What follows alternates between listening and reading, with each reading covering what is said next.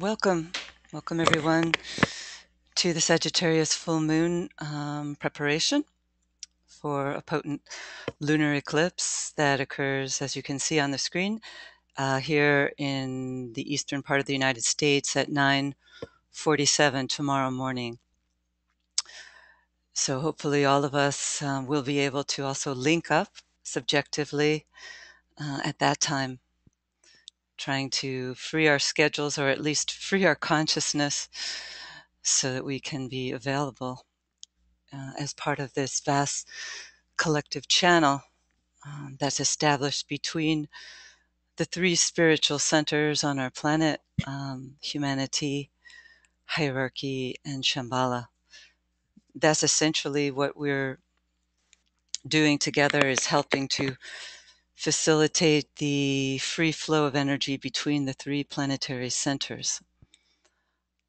Um, and this is particularly possible, we're told, at the time of the full moon and the new moon each month, and particularly at the time of a lunar eclipse.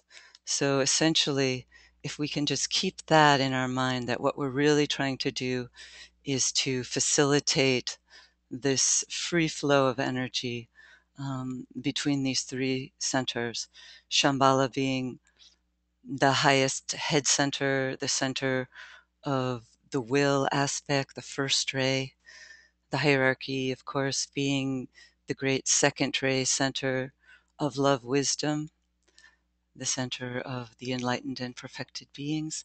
And then we form part of humanity, the third center, the throat center of our planet. And also, perhaps we can consider ourselves part of that bridging center between hierarchy and humanity, the new group of world servers, which is said to be the planetary Ajna center, which is receiving a lot of attention in this preparatory period prior to the festival week at the solstice period next month. So it's a great time to have this eclipse energy, in a sense, paving the way, because eclipses most certainly bring in the higher energy of the spiritual will, the energy of Shambhala, bringing it right down into the new group, fostering our determination, as the Tibetan tells us. The stream of energy from Shambhala is split, pours in two streams, one into the new group of world servers, fostering their sense of determination to overcome all of the obstacles in our individual paths and in our group work, and contributing in ways large and small to the freeing of humanity, the human kingdom, from the severe condition of glamour and illusion under which we work. This is essentially what this will energy can do. And then the second stream of will energy, we're told, pours into the hierarchy itself, into the 7 major ashrams, qualifying all of the work done within the hierarchy. And to the extent that we find ourselves on the periphery of those ashrams, we can partake of both streams of this energy from Shambhala. So let's begin, as we always do, with a moment of silence, followed by the sounding of this mantra, which comes from the last book that the disciple Alice Bailey cooperated with the Tibetan master in as her secretary, the book The Rays and Initiations. If you're not familiar with that book, I would highly suggest that you take a look at it. It is, as I said, the last book, so perhaps some feel some of the most potent teaching comes through, and it begins with a formulation of the 14 rules for disciples and initiates, and a pondering and a explanation of those rules by the Tibetan. And this rule is the first one under consideration. So let's just come together as a group,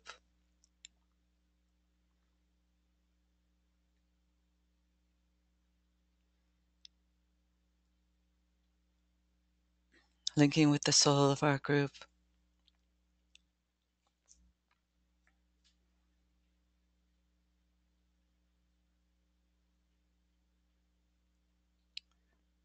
And the soul of all groups throughout the world.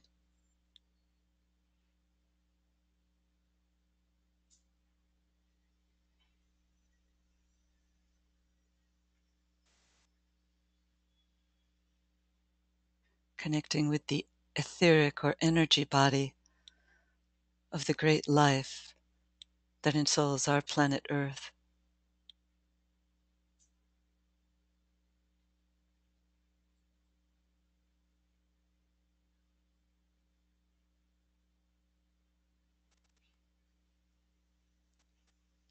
And linking with the hierarchy,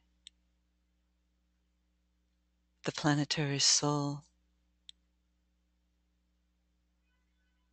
conditioned at this time by the two planetary rulers of Sagittarius, the great Lord Jupiter, the second ray planet, and our Earth, third ray personality, but bridging with the aid of Jupiter to its second ray soul.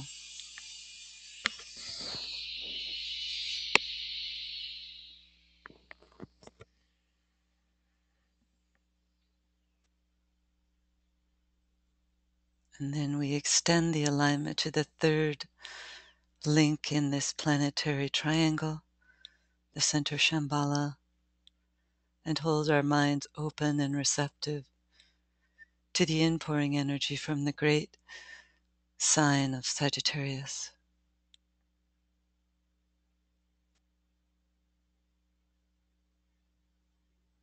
and its deep blue light.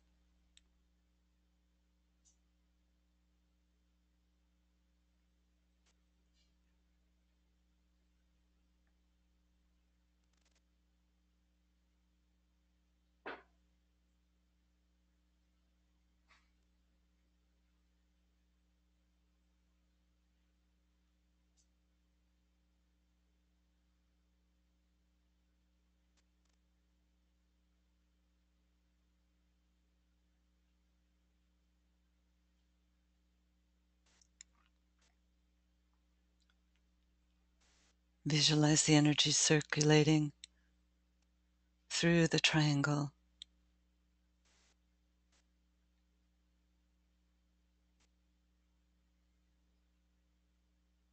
And now we, as part of the new group of world servers, distribute those energies through the Ashana Center into the planetary etheric.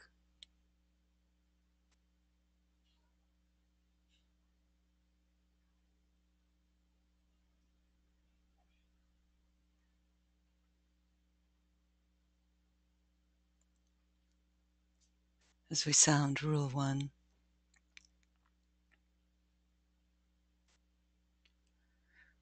within the fire of mind, focused within the head's clear light, let the group stand.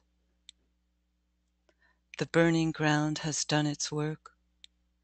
The clear, cold light shines forth, and cold it is, and yet the heat, evoked by the group love, permits the warmth of energetic moving out. Behind the group there stands the door. Before them opens out the way. Together let the band of brothers onward move, out of the fire, into the cold, and toward a newer tension.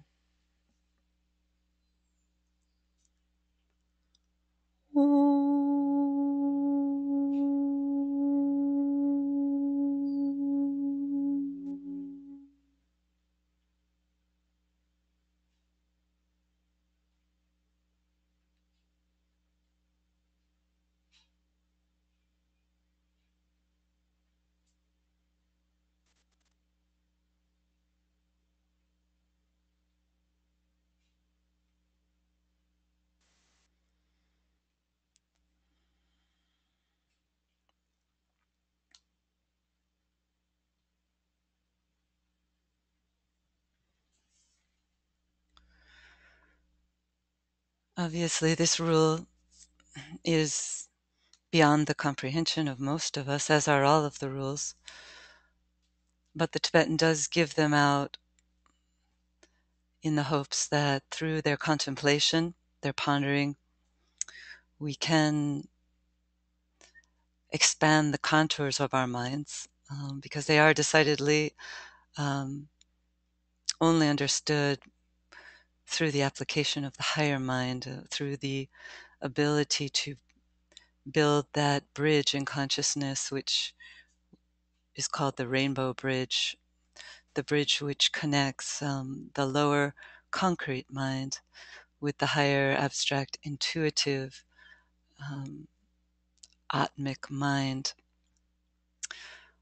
And this ability to build this bridge in consciousness is so much related to the sign with which we're working today, the sign of Sagittarius, which rules the ninth house of the archetypal horoscope, the ninth house being related to the higher mind and to the ability to tap into intuitive impressions and to play our part in the precipitation of the rain cloud of knowable things, which we're told is hovering full of portent over the minds of the new group of world servers.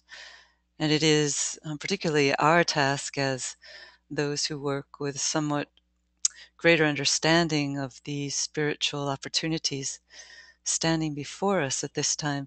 It is our opportunity to help bring through this rain cloud of knowable things so that the members of the new group who are not so aware of the spiritual implications of this time can receive these impressions, and they are perhaps better equipped than many of us to actually concretize these ideas, to give them form, working with the potent seventh ray energy that is coming into our planetary life and the energy of Aquarius. They are the ones who toil in the sign of Pisces, but conditioned by the sign of Taurus to perhaps through our vehicle, through the bridge that we built, become receptive to the overshadowing energy of Aquarius. That's essentially our task. And we're definitely aided during this period when we're working with an eclipse energy, because the eclipses are really related, as I said, to the will aspect. And they're also very related to this ability to align with planetary purpose. This first rule speaks of this. The Tibetan tells us that this phrase, the clear, cold light shines forth, and cold it is, and yet the heat, evoked by the group love, permits the warmth of energetic moving out. He says that is a clear, and perhaps no clearer definition exists of what he's talking about when he speaks of group initiation. The clear, cold light shining forth um, is related to the light of the intuition, to the ability to tap into that triadal light, which we can most assuredly do to the extent that we work together as a group. So the heat evoked by the group love permits the warmth of energetic moving out. As we become invocative as a group, we naturally evoke this higher energy, which can then be distributed through the group, through the energetic field of the group, into the environment, into our daily environment and into our spiritual environment, which can extend to include many people throughout the world. We're working in a time when the borders of location have fallen down, And we can, in fact and truth, state that we are planetary citizens. And so we can shed our light and our love through the field of consciousness and become part of this great band of servers who are helping to lift our planet, to heal our planet, to bring us into the light, to make our planet sacred. This is our task, and this is the task of the hierarchy, to free our planet of the fogs and mists of glamour. And we can only do this to the extent that we begin to free ourselves in our daily lives from those lunar lords, as the Tibetan calls them, those atoms of substance that qualify our four lower vehicles, our physical bodies, our etheric bodies, our astral bodies, and our mental bodies. Each of these bodies, as we know, is composed of um, lunar lord material, of material aspects. These are the material aspects of ourselves. And to the extent that we are held prisoner, the Tibetan actually uses that word, to the extent that we are held prisoner by the lunar lords within our own nature, to that extent are we hindered in our task of helping to free the prisoners of the planet, not only our own imprisoned lunar lords, but also the lunar lords of all other individuals in the world. And our task as a group is to work with the fiery aspiration of this sign of Sagittarius to free ourselves and to shed our light abroad in our environment by tapping in to spiritual energy. We know these things. We're doing what we can in our daily lives, but we have to be aware that our aspiration is not going to get us very far if it's not balanced by the ability to control these lower aspects of ourselves. All of us know where we are pulled out of alignment. We know our weaknesses. We know our particular challenges. And so we have to do what we can in our daily lives to take charge, to be in control, to stand within the light of the mind, and to practice the kingly science of Raja Yoga so that we can, as the Tibetan says, during this time, fight fire with fire. And particularly when we're working with a fiery sign such as Sagittarius, we can more assiduously do this using the energy of the spiritual fire, which is the will aspect, to help free humanity from the raging fires of materialism, which are still attempting to engulf humanity, to enslave humanity, and to permit humanity from letting in the light. So we work together at these potent times of the full moon each month. As we do so collectively, we create a channel through which purification can pour into the collective body of humanity, and purifying us, lifting us, strengthening us, purifying us so that we can live up to the challenge of these times, so that we can control the lunar lords of our own nature, so that we can ignore them, as the Tibetan says, so that we can feel strengthened to do what it is each one of us is here to do. Whatever our dharma is, we can be strengthened as we come together during these group interludes. So just a few reflections on the opportunities of an eclipse period and the alignment that occurs. It's similar to the alignment that occurs at the new moon and full moon. The difference is that the nodal axis of the moon is also lined up with this equation. And spiritually speaking, we're told that this brings in a potent alignment with the will aspect, as I said.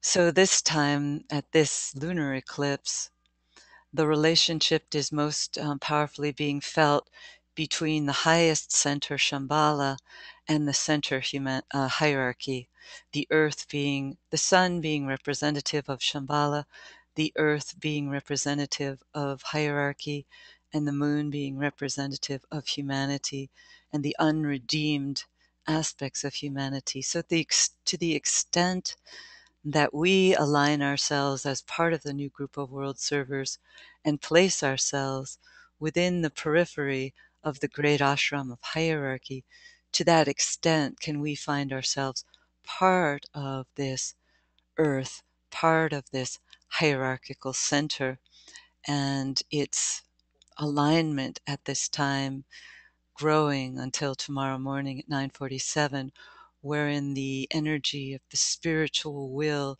is beating upon hierarchy and upon the new group that's being lifted up into this higher center, enabling us to feel this heat of the will beating down upon our soul infused personalities, because it can only reach us to the extent that we become, even if momentarily, infused with the energy of our soul and with the energy of the greater group. Then we can partake of this shambhalic will and feel it purifying us, um, the burning ground doing its work of doing away with the lunar nature within ourselves, and lifting us to our true spiritual expression. And there's an interesting, I think, auspicious alignment occurring at this full moon period, wherein the planet Jupiter, which is the exoteric or traditional ruler of the great sign Sagittarius, is lining up with the Earth, which is the esoteric ruler of Sagittarius. So the sun, symbolized by Shambhala, is found in the sign of Sagittarius, opposed by the earth, always found in the opposite sign to the sun. So the earth is in Gemini, and at this time, as I said, the other planetary ruler of Sagittarius, Jupiter, is also found in Gemini.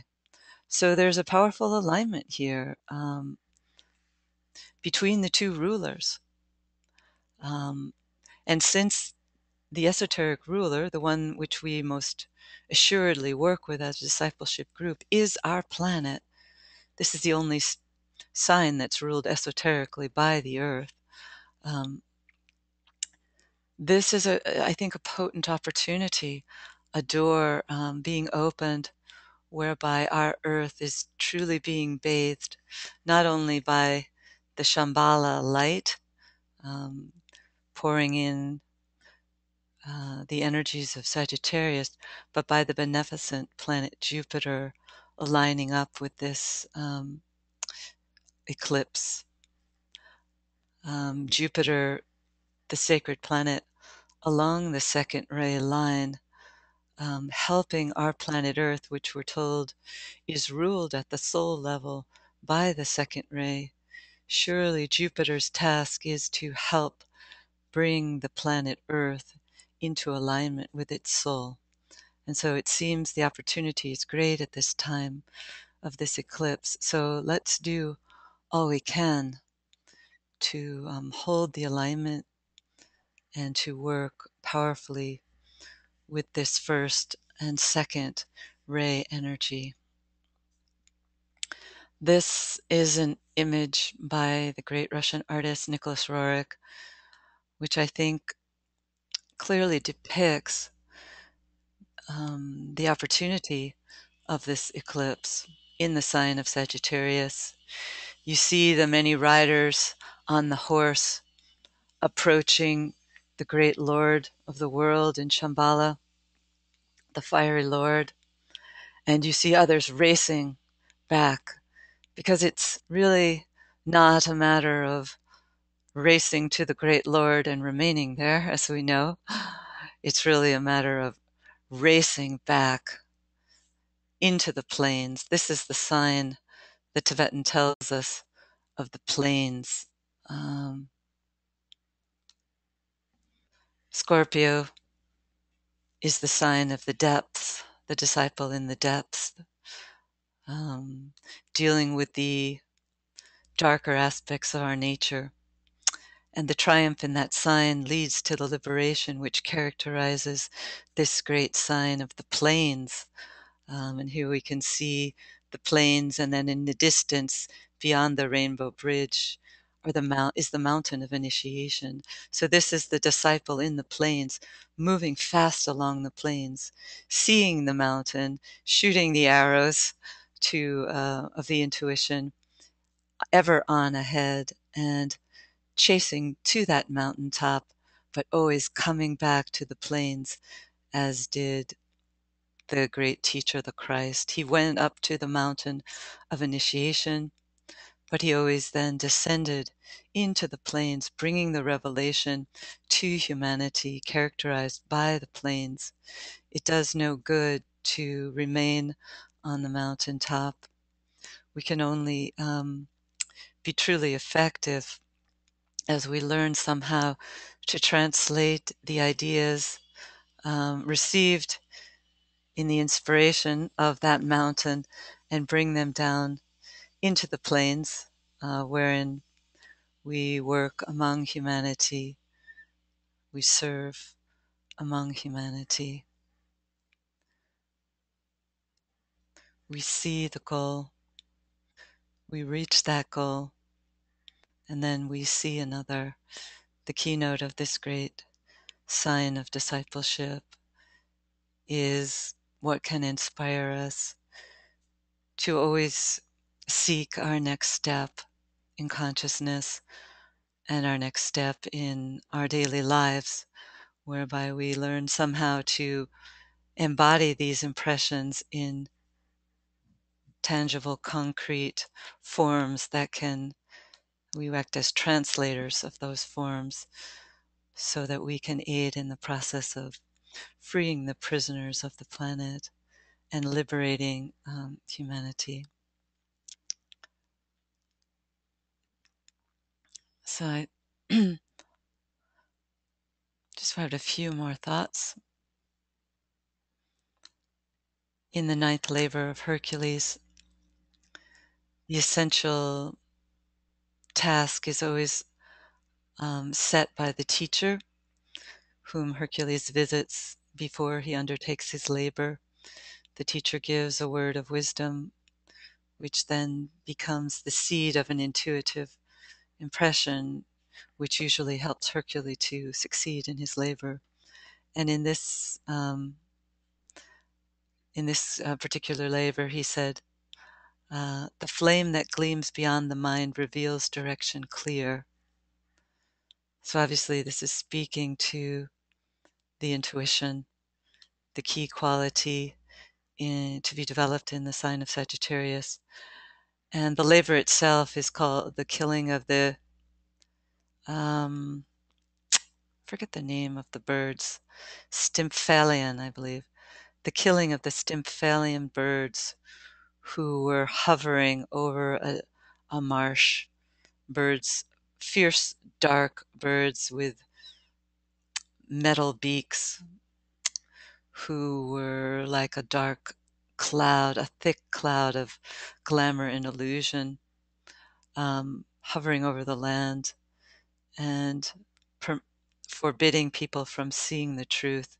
And Hercules' task was to get rid of these birds, In some of versions of the myth, he is said to kill them with his bow and arrow.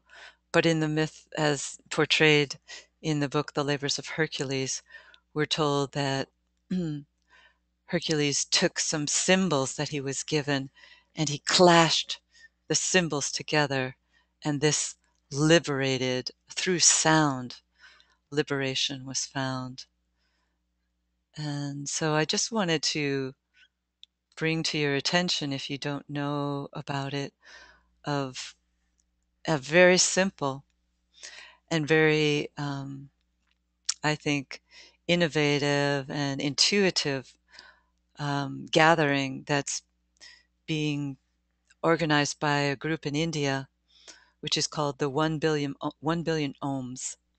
They're asking people at 12 noon, I believe it's 12 noon, on December 22nd.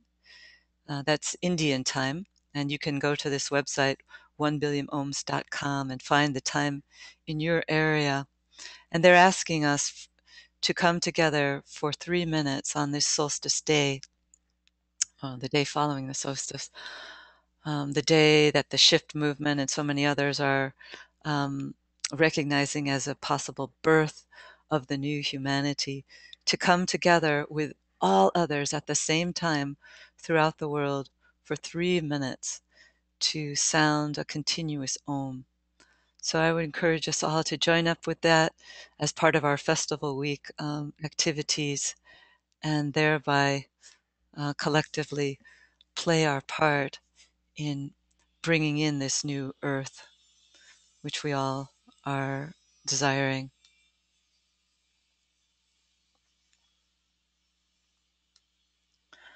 So just as I close, I'd like to read this passage from the Treatise on White Magic. I urge only upon each and all who read these instructions the necessity for renewed effort to fit themselves for service by a conscious and deliberate effort to develop the intuition and to achieve illumination. Every human being who reaches the goal of light and wisdom automatically has a field of influence which extends both up and down, and which reaches both inwards to the source of light and outwards into the field of darkness. When he has thus attained, he will become a conscious center of life-giving force, and will be so without effort. He will stimulate, energize, and vivify to fresh efforts all lives that he contacts, be they his fellow aspirants, or an animal, or a flower. He will act as a transmitter of light in the darkness. He will dispel the glamour around him and let in the radiance of beauty. When large numbers of the people can so act, then the human family will enter upon its destined work of planetary service. Its mission is to act as a bridge between the world of spirit and the world of material forms. All grades of matter meet in humanity, and all the states of consciousness are possible to him. Humanity can work in all directions and lift the subhuman kingdoms into heaven and bring heaven down to earth.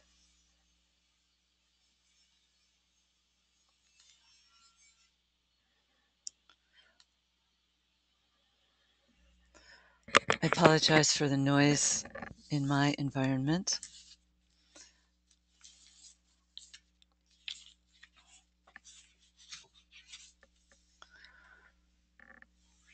Okay. So we'll work with our meditation, making the planet sacred.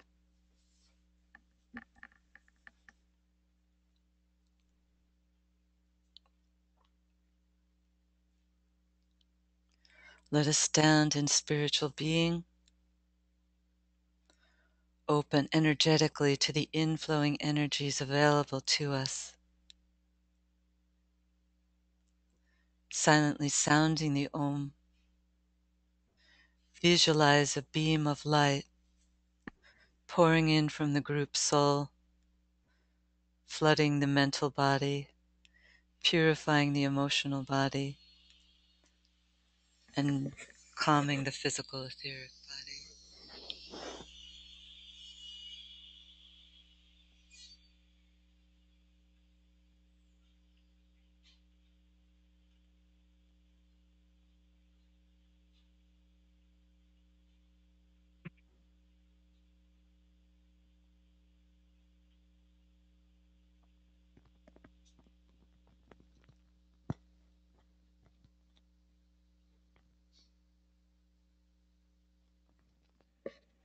Breathe in unison with the great life that ensouls our planet.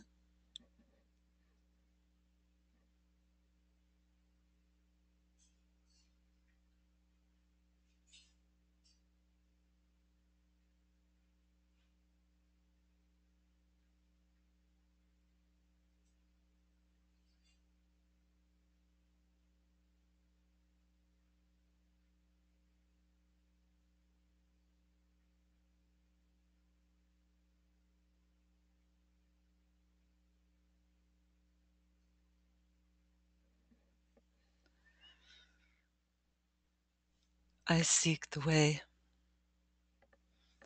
I yearn to know. Visions I see and fleeting, deep impressions.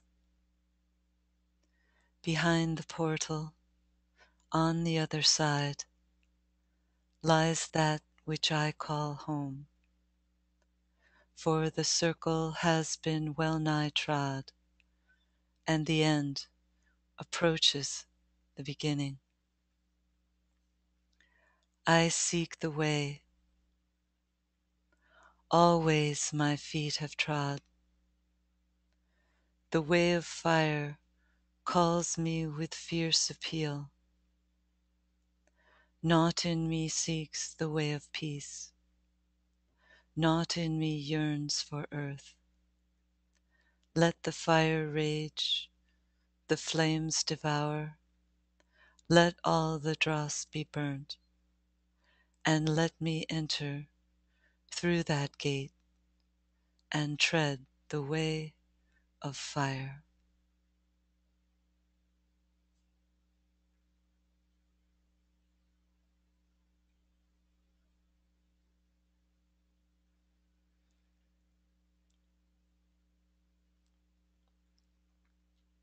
Slowly project the group onto Karana,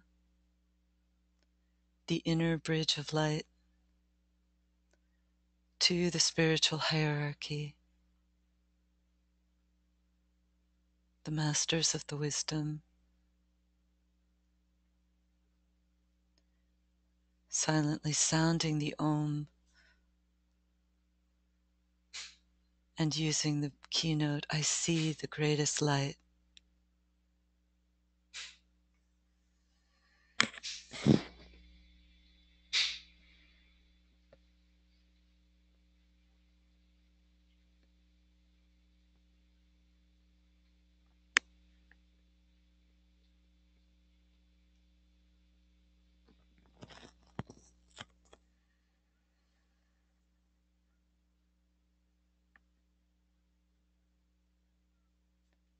Entering into the auric field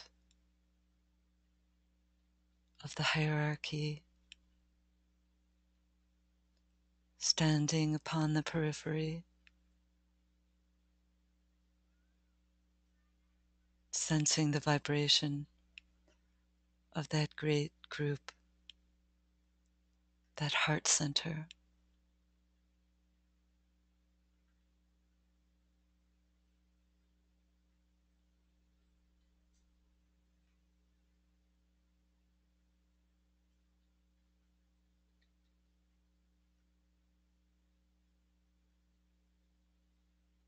Knowing that this group is conditioned by Jupiter and the earth at this time.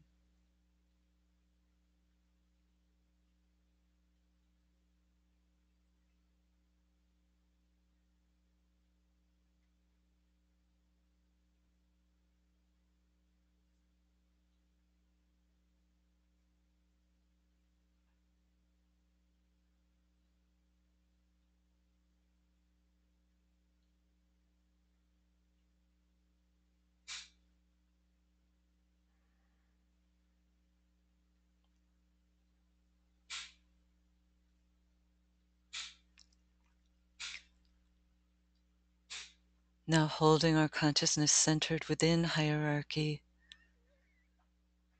we open the contours of the mind to include the great lords within Shambhala,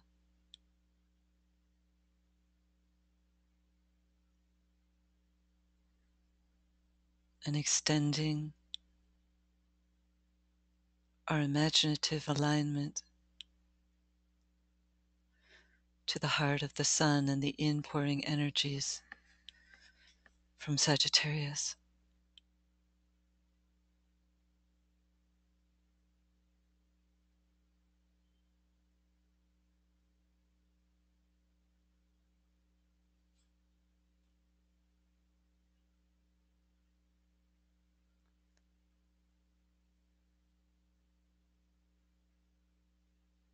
We visualize the alignment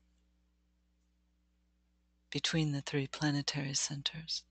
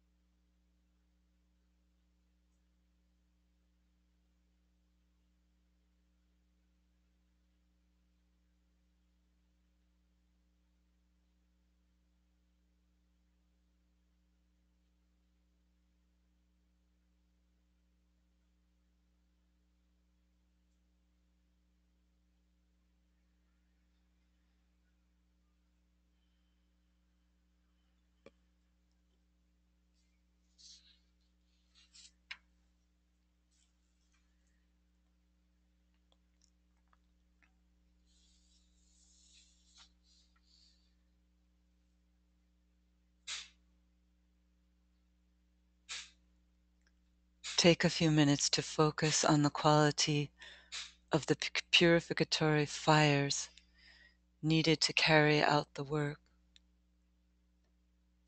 Reflect upon the burning, purifying, destructive effects of the monadic will of Shambhala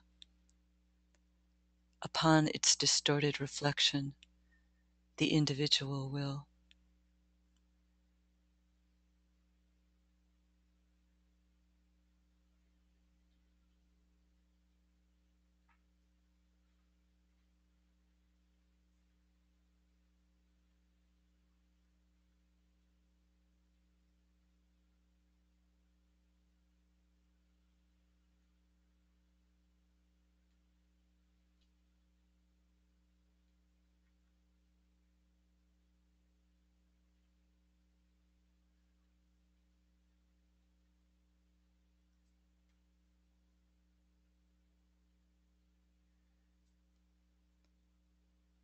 And ponder the following statement.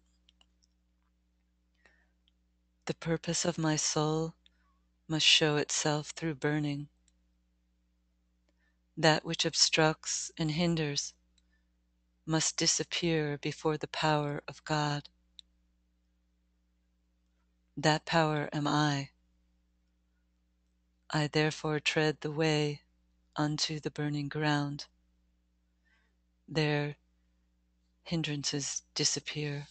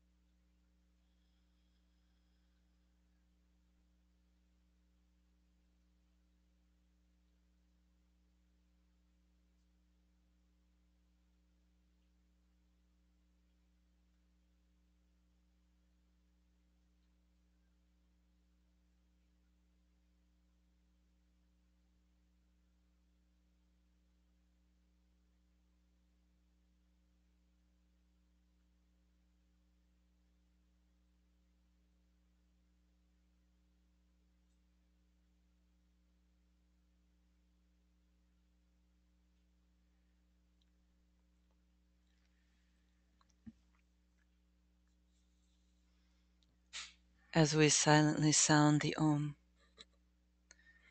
visualize a white five-pointed star hovering over the area of the Middle East.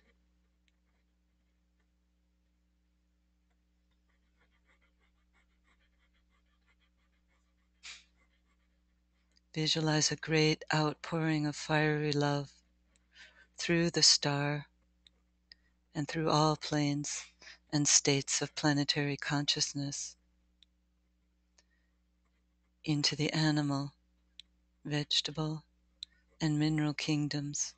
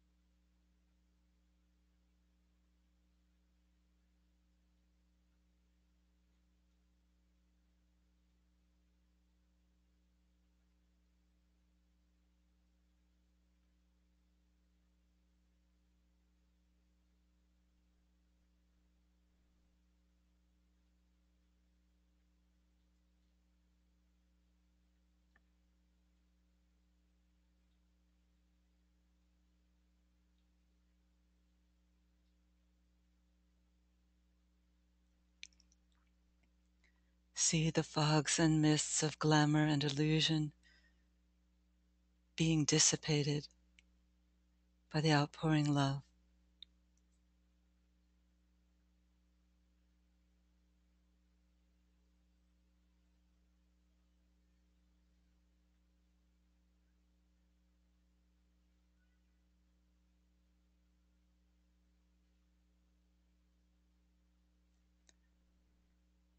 See the barriers of materialism, selfishness, and separatism breaking down, and the establishment of freedom, equality, and wholeness working out on earth.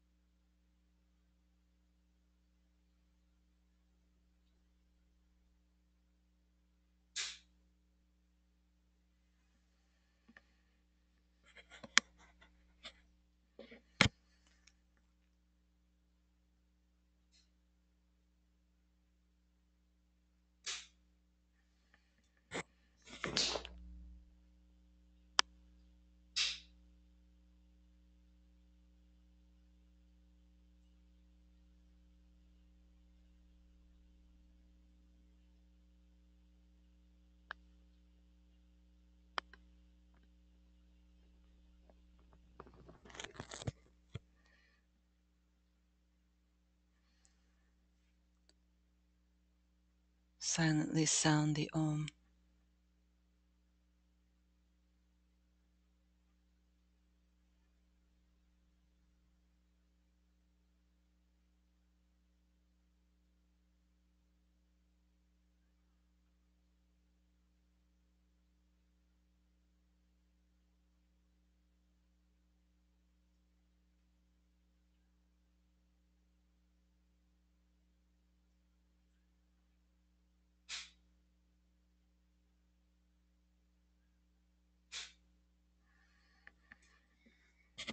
Recenter the consciousness within the periphery of the great ashram. Dedicate yourself and your group and the group to the service of the plan.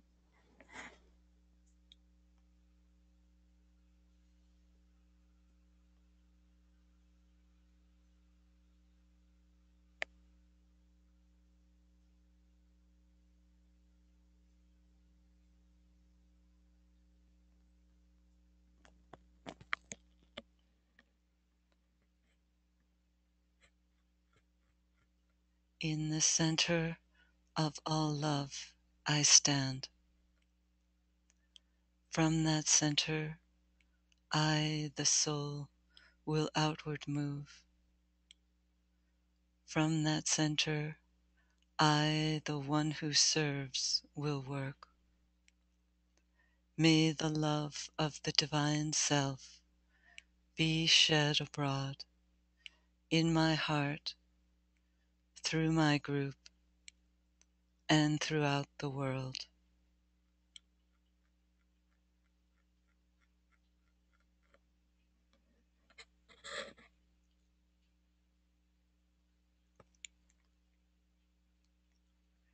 Visualize the energies pouring down into the cave of the head. See the planet glowing as a brilliant ball of light, while focusing in the ajna center. Ponder upon the immediate work to be done.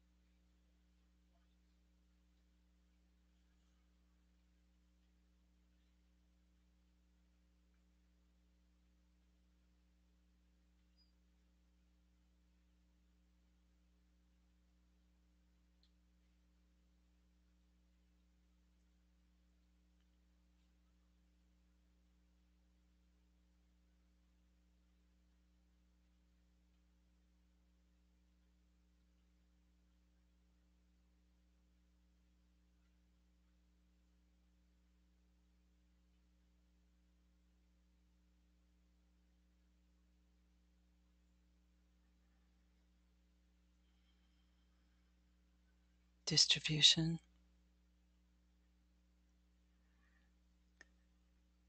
Releasing the energies via the ajna center through the planetary etheric network of triangles, and pouring the energies out through the 5 planetary centers of New York, London, Geneva, Darjeeling, and Tokyo.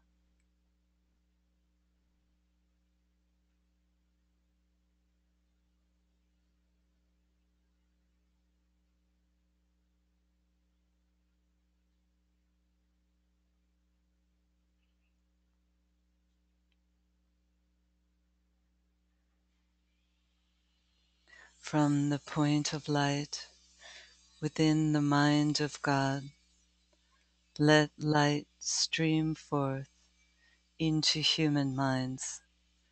Let light descend on earth. From the point of love within the heart of God, let love stream forth into human hearts. May the coming one return to earth.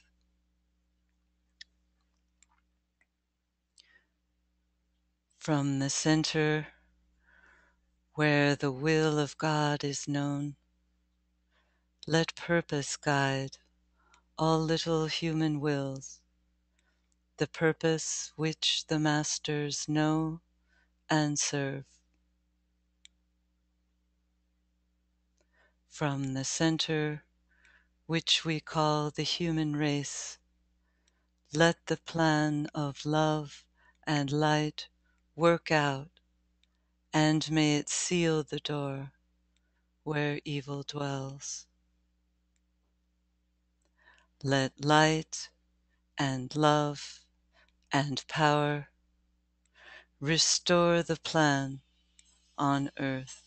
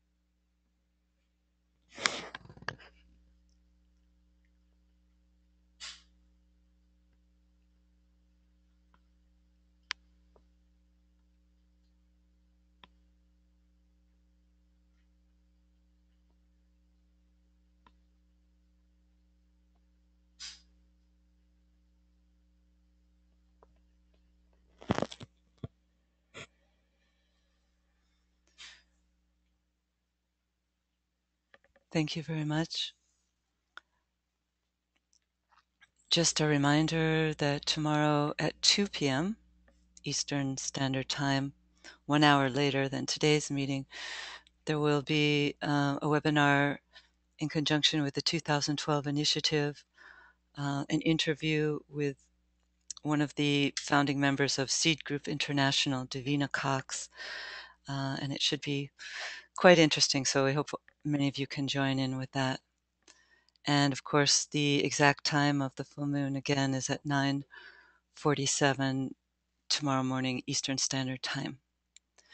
Okay, thank you very much and goodbye.